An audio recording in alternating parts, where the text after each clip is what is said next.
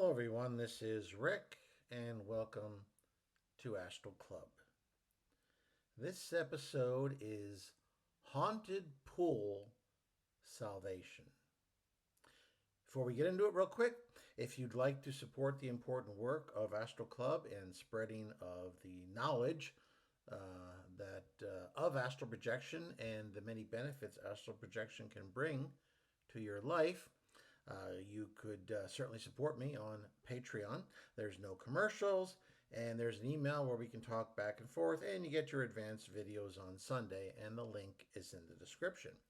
If you're interested in private astral projection lessons, be more than glad to work with you. You can begin astral projecting, or you can increase your amount of astral projections and the quality of them. And I could probably offer some neat tips as well. If you're interested, there'll be an email also in the description where you can get more information. Let's talk about spiritual rescue. In my How I Met My Angel video, there was a number of commenters who indicated they wanted more information about my angel, but there was also a significant number of people who said they were interested in the spiritual rescue work, and experiences that I've had dealing with earthbound spirits. And that's what this episode is about. I am hesitant to tell stories like this because, number one, I have to relive the experiences again as I'm telling them to you, and sometimes the emotions can be quite uncomfortable.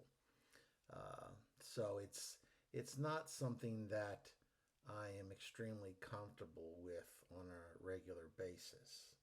But I'd like to tell this particular story now, and it's something that I have not thought about now in probably about 45, 47 years. And it just came to me again. It's amazing how these things get stored away. When people started asking, "Oh, I'd love the rescue type videos." So I started thinking back through my history about some of the ones that I've participated in that I have not shared yet on this channel, and there's quite a number of them. As I said, they unearth emotional trauma that that can be difficult to deal with. But let me tell you this particular experience, and let's see how I get through it. Now, I grew up on a suburban street. Most of the families were young families, young parents in their 20s and 30s, and some into their early 40s. But for the most part, it was a young street, and there was a lot of children to play with. After all, I was at the tail end of the baby boom generation. So at one point in time, we had, there probably was somewhere around 70 kids on the block. There was a lot of kids to play with of various ages. However, at the top of the street, there was an older couple.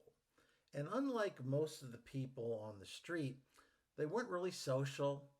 They didn't have children, or at least not children that were living with them. And they also had something very interesting to us kids. They had an in-ground pool.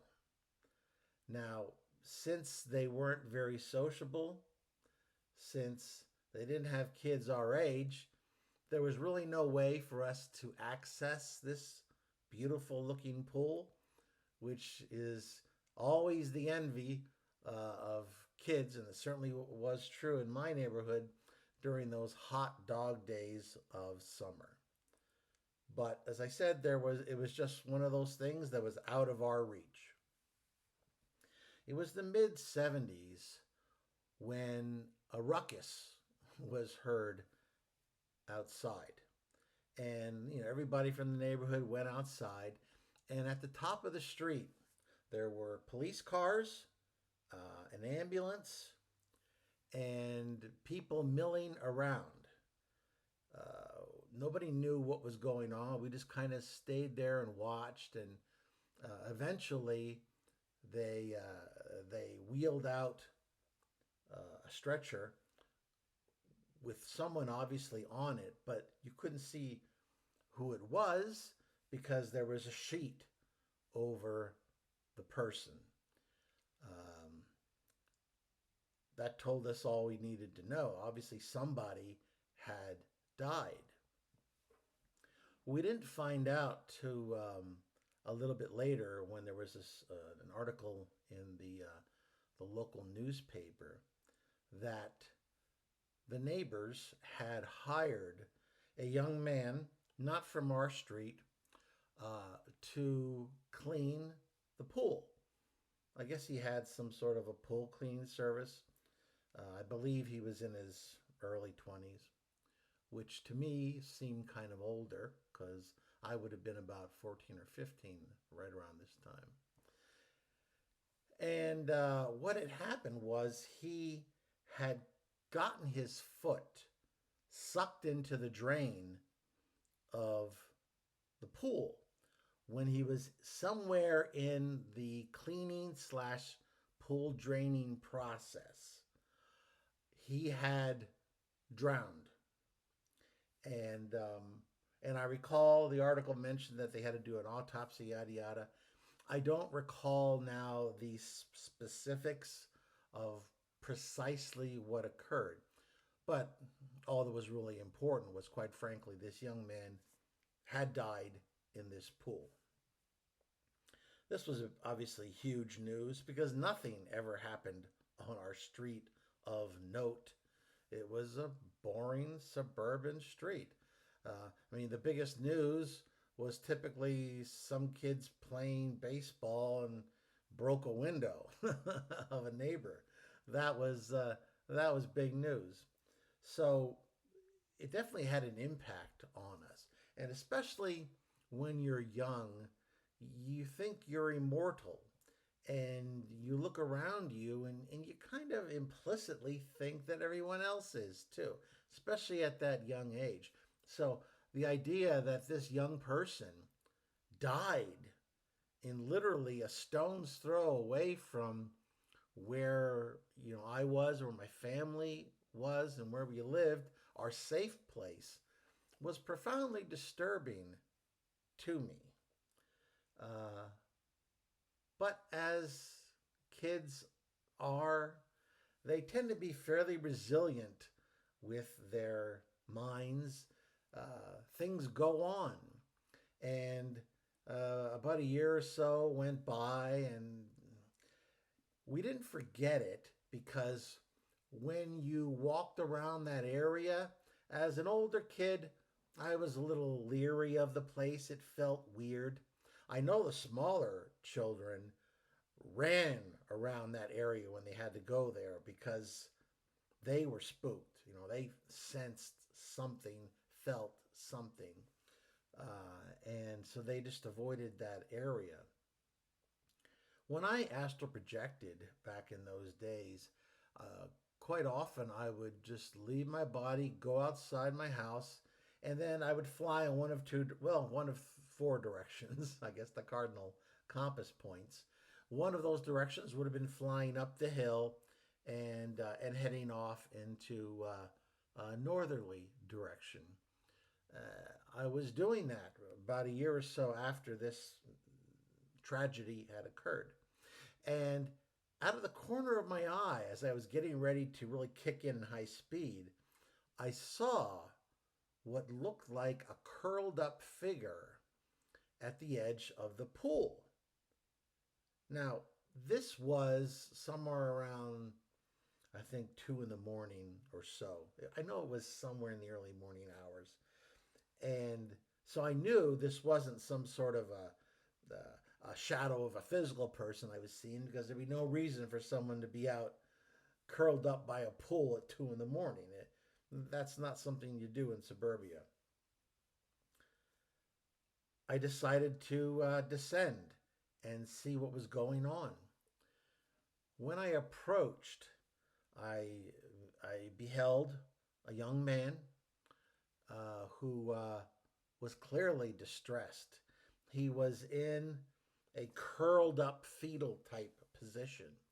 He was rocking back and forth. And as I adjusted my vibrations so that I could listen to him, what he was saying, because he was vibrating very close to the physical plane. So I had to lower my level a bit. And he was saying over and over again, I'm so sorry, I'm so sorry, I'm so sorry.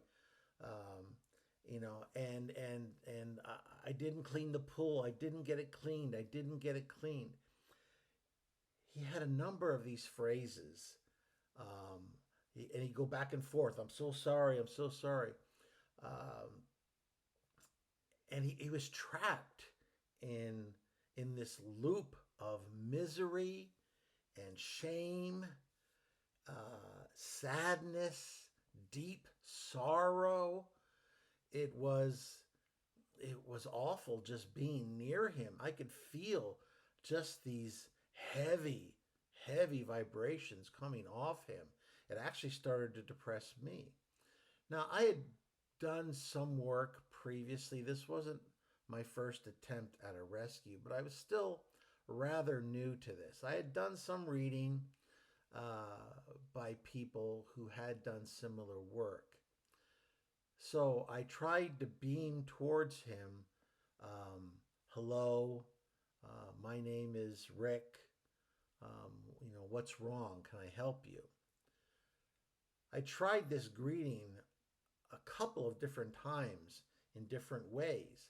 I started out with calling him sir. Then eventually, I just kind of naturally switched to calling him son. It was just something that just felt right to do. And I thought that I got his attention for a bit. And I thought that he kind of looked up at me. But then he immediately reverted to his chanting of this. I'm so sorry. I'm so sorry. I'm so stupid. I'm so stupid. I didn't clean the pool. I didn't clean the pool over and over again. And I could feel that I was going to be pulled back into my body again. And I tried to get his attention. I even tried to send a little energy his way. But before I could really gear up, I got pulled back to my body. I was still too close. When the only way to extend your projection, well, one of the best ways is to put distance between you and your physical body. So all I had now was half a block. So I got pulled back to my body. It was a while before I projected again, and when I did, I went back to the same place. Um, I tried once again to get his attention, to try to assuage his guilt, um, to make him feel better, um, and get him out of the shame loop that he was in. Rocking back and forth like some sort of a suffering patient in a psychiatric institution. But no matter what I tried, I was unable to get his attention enough to try to get him to clear his mind and request aid. I was soon returned to my body yet again. Uh, I guess I gave up for a period of time. I went on to other things. I did send him energy, pray for him occasionally. Um, but I can't say that it did any good. Occasionally, if I was flying up that way, I would still see him curled up in a ball outside of the pool. It was a few years after that when a horrible repeat of this tragedy occurred.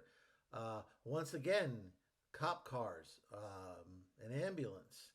This time, though, it was the male owner of the house who had a heart attack in the pool and died. Uh, Yet another tragedy associated with this pool. This was just something that was unheard of on our little suburban young block. So it definitely had yet another impact on me and the other people on the neighborhood, most especially the kids. There was talk of that there was a curse or something like that on that particular pool. Now I didn't really believe that, but certainly it had been a magnet for tragedy, especially when you're dealing with, as I said, this suburban oasis where these things aren't supposed to happen. Not long after the passing of the adult male that lived in that house at the top of the street, I was flying up there again. This time, though, out of the corner of my eye, I noticed two figures. I noticed the young man still rocking back and forth. I also noticed, though, standing next to him at the pool was the adult owner. I don't even recall if I knew his first name. I probably didn't. I can't even recall the last name right now. But as I said, they kind of kept to themselves, so we kids really had no interactions with them. I delivered newspapers, but I didn't deliver to their house, so I had no contact with them. I decided to descend, and there I found the the adult male just standing there and looking at the pool. And when I landed, he turned to me and he said, "Oh, hi, do you live around here?" I said, "Yes, my name's Rick. I live just down the street." He said, "Oh yeah, you're the paper boy, right?" I said, "Yes, that's me." And he said, "Do you know what happened?" I said, "Yes. You had a heart attack and you passed on." He took this and he silently mulled it over for a while. I was worried he'd have a negative reaction, but he said, "Oh, okay, then that makes sense. My heart was weak. I've had problems with it. Uh, Now that you mention it, I recall pain, and then I was here." I said, "Yeah, you've passed on." He said, "Well, can you help me? Um, I don't know where to go from here." I said, "Yes, I will, but perhaps you can help me before I help you. Um, this young man here, he's been here now for years." Um, at that point, the homeowner looked down at him and he said, "Yes, that's the young man we hired to drain the pool, and he had an accident and he died in the pool." I said, "Yes, that's him." He said, "Why is he still here?" I said, "He's trapped. He feels shame. He feels so sorry that he made this mistake, that he died, that he didn't complete his task. I have been unable to help him, and I'm hoping that perhaps you can be of some help too." Um, he bent down to be right next to the hunched over young man, and he put his arm around him and said, "What's the matter, son?" At that, the young man looked up, and I could see this recognition in his face. He recognized that this was the man who hired him to clean the pool. And he started, "I'm so sorry, I'm so sorry," over and over again. And the homeowner, just said, "Look, it's okay. It was an accident. It wasn't your fault." And he said that a couple different times. And eventually, the young man stopped rocking back and forth. And sanity, you might say, returned to his eyes. I think he could process again new information. He left that self imposed hell that he had found himself in now for a number of years. And it was the forgiveness of this man who the young man thought he harmed, that he wronged. And this sense of shame and wrong had trapped him in this space, in this place of suffering. And the forgiveness that he was offered was the passport that he needed. And his face took on a beautiful light, and then he faded away. Next up, the adult homeowner looked at me, and I could tell what he was thinking. I said, all you have to do is just ask for help and just say that you want to move on. So I could see him nod, and that's what he did. And then he just got this beautiful look on his face, and he was covered in this light, and then he faded away. So that was the house with the in-ground pool at the top of my street. If you found this video interesting, please hit the like button, share it with those of like minds, subscribe if you haven't already. If you have, make sure that bell is on so that you get all the notifications when the new videos are published on Wednesday at 2 o'clock and Saturday at 8:15 a.m. That's Eastern Time, which is good old New York City time. And keep those questions and comments coming. I not only read them and answer them as needed, but I also take ideas for videos from them as well. And as always, this is Rick, and I will see you on the astral plane.